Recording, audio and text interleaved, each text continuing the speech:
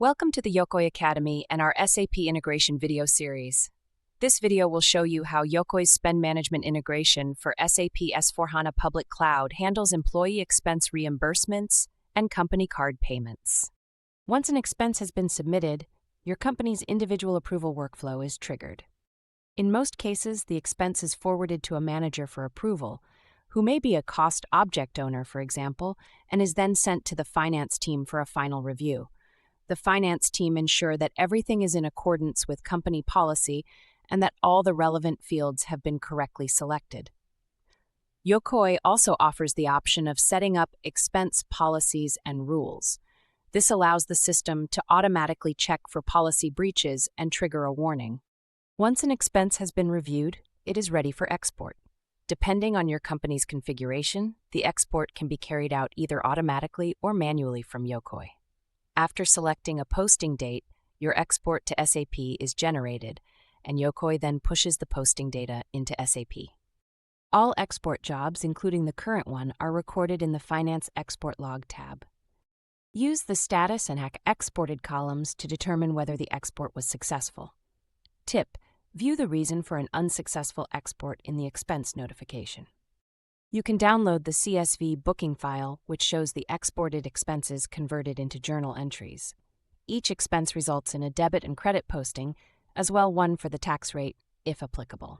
Expense categories are linked to a general ledger account, enabling proper booking in the financial system.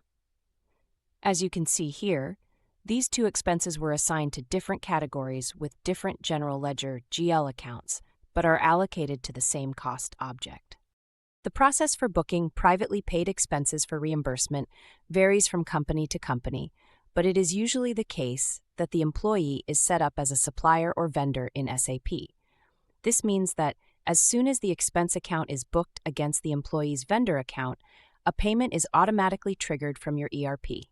In the HR User Management section, you can view the employee account number assigned to the user.